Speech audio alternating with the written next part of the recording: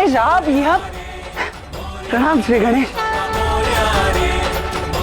राधा ने बुलाया है द्वारका की रक्षा के लिए। मैंने कहा था ना आपसे राधा को कम मत आंकना। अब द्वारका की रक्षा के लिए साक्षात विघ्नहर्ता को बुलाया है। ये तो मैंने सोचा ही नहीं। विघ्नहर्ता श्री गणेश? नहीं श्री गणेश,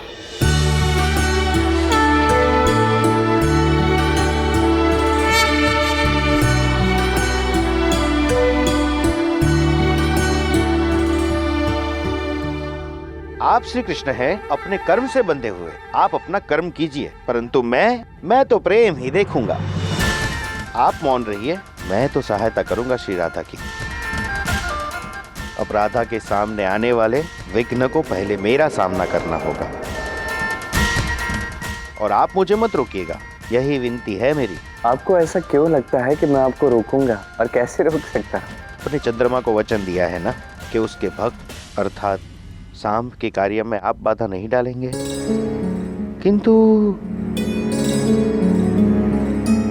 बलराम दाऊ, आप तो मेरी सहायता कर सकते हैं ना? हाँ हाँ अवश्य गणेश जी। राधा के लिए तो मैं किसी को दिया हुआ वचन तक तोड़ने के लिए तैयार हूँ। आप बस बताइए मुझे करना क्या होगा। चंद्रमा बहुत शक्तिशाली हो गया है, इसी वजह से सारी द्वारका उसे पूज रही है और सूर्य देव दुर्बल होते जा रहे हैं, परंतु ये व्यवस्था मैं देख लूंगा। दाऊ आप सामंतक मणि को ढूंढिए। सामंतक मणि को ढूंढने के तो अथक प्रयास किए मैंने गणेश जी, किंतु वो मणि कहीं मिली ही नहीं है। न जाने वो मणि कहाँ है। नारायण बताएंगे हमें। कहिए श्री कृष्ण, कहाँ है मणि? आपके नारायण बता ही तो नहीं रहे हैं। कैसे बता सकता? यदि मैंने बता दिया कि मणि कहाँ है तो वचन टूट जाएगा, मैं चंद्रदेव के विरुद्ध चला जाऊंगा। मैं जानता था आप ऐसा ही कुछ कहेंगे। ठीक है, कुछ मत बताइए, एक काम कीजिए, आप पहले बुझाइए, सुलझा हम लेंगे। हाँ हाँ हाँ। अद्भुत श्री गणेश, अब सत्य में सबसे अधिक चतुर है। तो सुन लीजिए, सबसे अधिक तेजवान वस्तु को छुपाया जाता है सबसे अधिक गहरे घने स्थान पर, ताकि उसका तेज जो है उस गहराई के कारण तप जाए।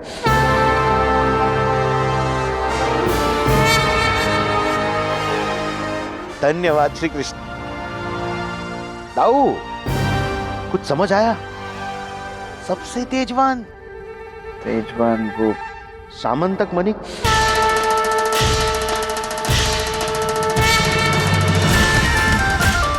हाँ, सबसे तेजवान सामंतक। द्वारका के सबसे अंधकारमय स्थान पर ढूंढना है आपको उसे।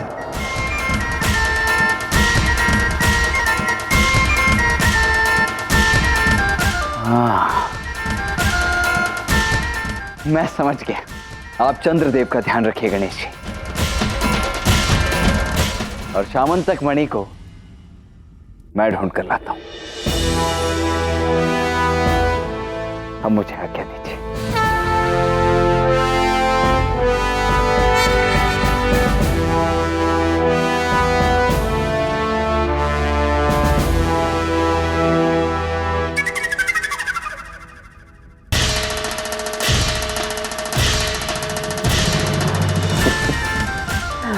ये सब कुछ आप ही के लिए है श्री गणेश।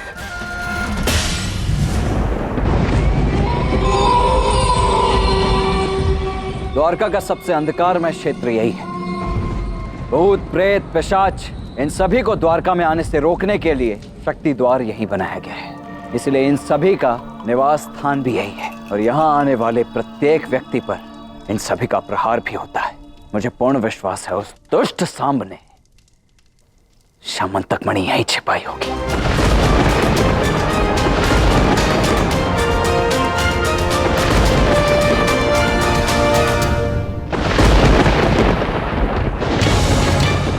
आज चंद्रदेव की शक्तियां सबसे अधिक है और वो मेरे वश में है, और इसलिए अब मुझे मेरी विजय से कोई भी नहीं रोक सकता। आर्य सांब, अपनी पूजा समाप्त करके चंद्रदेव को आदेश दीजिए महाविनाश का। ओम चंद्रदेवाय नमः। चंद्रदेव।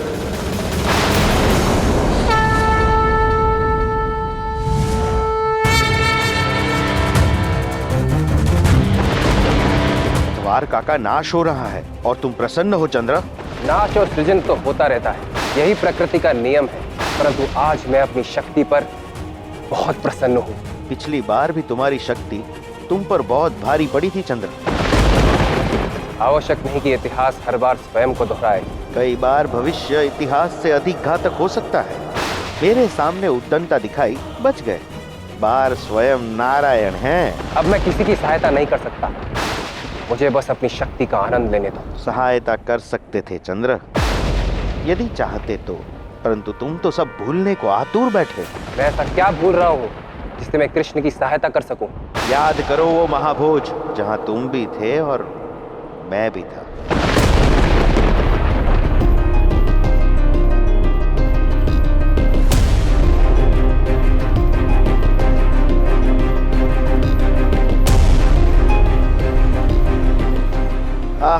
आनंद आ गया। सारा भोजन मेरा प्रिय बना है माते। गणेश, आओ पुत्र, मैंने स्वयं ये सब बनाया। ये भी बैठो, पेट भर के खाना पुत्र।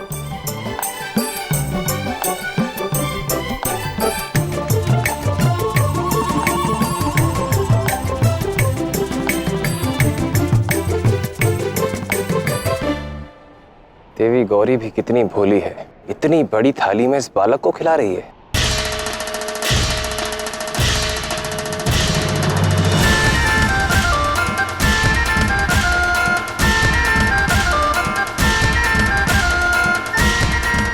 ये भी लो, ये भी लो।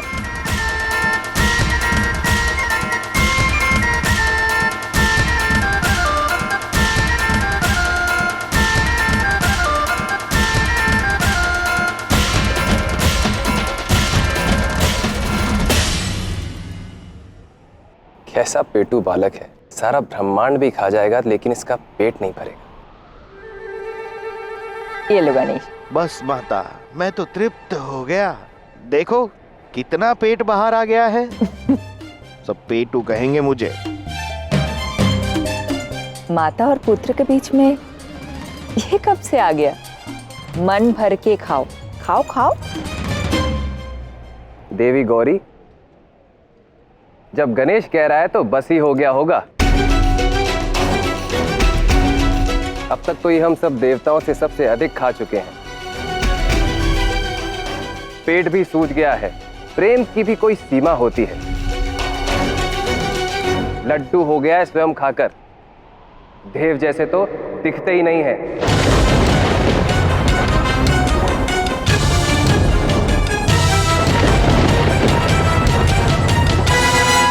मैं सब समझ रहा हूं चंद्रदेव, शब्द मीठे हैं पर भाव कड़वा है आपका। मैं लड्डू जैसा गोल हो गया हूं खाकर, गोल तो तुम भी हो।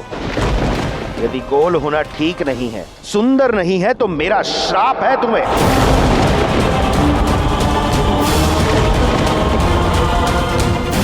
तुम भी गोल नहीं रहोगे, ना सुंदर। संसार में अब तुम्हें कोई नहीं देख पाएगा। क्षमा प्रभु, मुझसे भूल हो गई। मैंने अनुचित शब्द बोले, परंतु प्रभु प्रकृति का सोचिए, मेरे बिना सब संतुलन बिगड़ जाएगा। तो पहले अपनी वाणी पे संतुलन रखना चाहिए था। अब तुम सबकी दृष्टि से ओझल होकर रहोगे।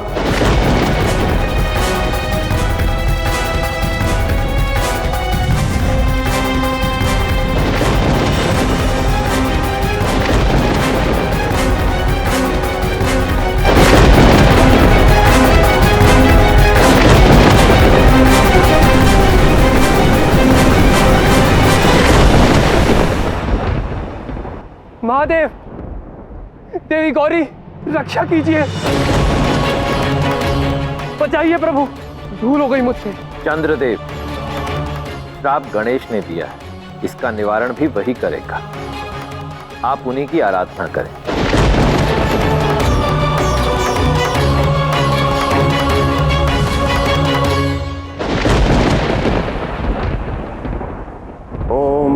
गणपते नमः। ओम गम गणपते नमः।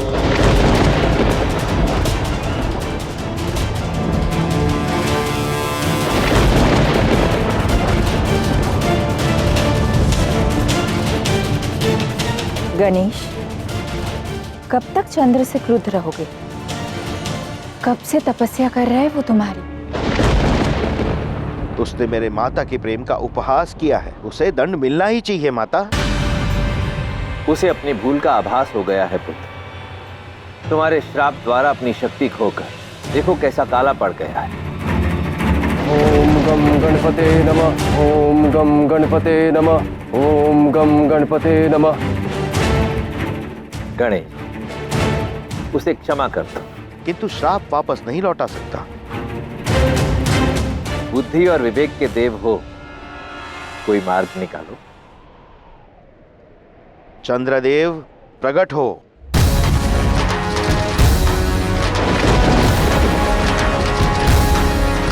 क्षमा करिए प्रभु, भूल हो गई। तुम्हारा श्राप तो नहीं टाल सकता, पर मेरी मनसा तुम्हें दंड देने की नहीं, सत्य का आभास दिलाने की थी। सुंदरता क्षण भर के लिए है, कुछ भी सनातन है तो वो है एक सोच। तो कटाक्ष करने से पहले सावधान रहना। अपना श्राप तो वापस नहीं ले सकता, परंतु इसका प्रभाव तो कम हो सकता है। माह में एक पक्ष में आप धीरे धीरे बढ़ोगे और पूर्ण आकार पाओगे, पूर्णतः सुंदर, और बाकी आधे 15 दिवस के लिए आप घटोगे, क्षीण हो जाओगे। इतनी कृपा के लिए धन्यवाद विघ्नहर्ता।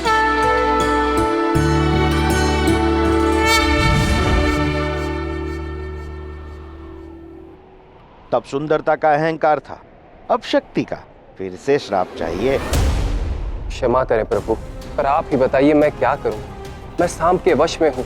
मैं तो ये भी भूल गया था कि मैं कितने बड़े विनाश में भाग ले रहा हूं। आप ही बताइए प्रभु, मैं किस तरह से श्री कृष्ण की सहायता कर सकता हूं? आपने वचन दिया है कि आप यहाँ से जा नहीं सकते। रात बड़ी करने के लिए आपको यहीं रहना होगा, किंतु आपने ये वचन नहीं दिया कि आप कौन से रूप में यहाँ रहेंगे। आप धीरे धीरे घट सकते हैं, धीरे धीरे बढ़ सकते हैं।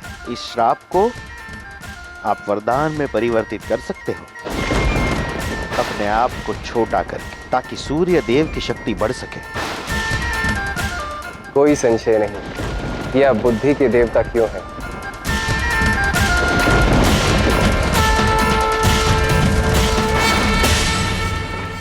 चंद्रदेव, अब आपकी शक्तियां सबसे अधिक है और वो मेरे साथ है। अब आप अपनी संपूर्ण शक्तियां लगाकर मेरी सहायता कीजिए।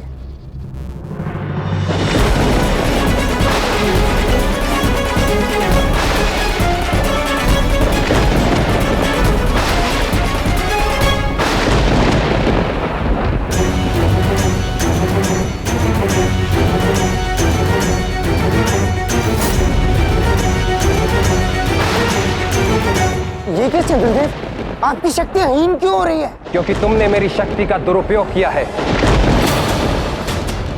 हाँ, मैं रहूंगा तुम्हारे पास, परंतु उस स्वरूप में जैसा मैं चाहूंगा।